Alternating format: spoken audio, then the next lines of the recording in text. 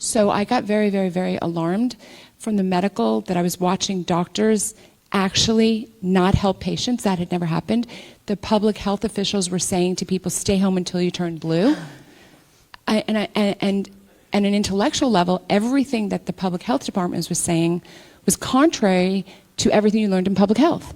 So in Public Health 101, you open up any textbook written before 2020, you don't do a vaccination in the middle of a respiratory pandemic. It's actually against the rules. It actually makes it worse. So that's well known.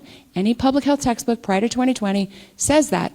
Another basic obvious fact, SARS-CoV-2 virus is 0.1 micron size, which is 1/1000th like of a hair. Like, it's unbelievably small.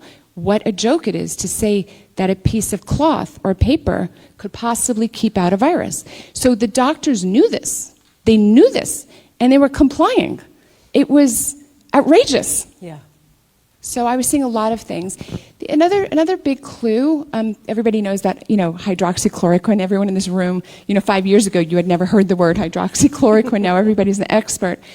So we doctors would talk about it, and I'm a geek, I guess. I was sort of excited. This was an emergency. I'm an emergency doctor. Like, wow, this is exciting. I wasn't really scared of the whole thing. This is what I trained for. But so I was reading about all the studies across the world that showed hydroxychloroquine would work, and I was pretty stoked about it. And then the doctors really didn't care.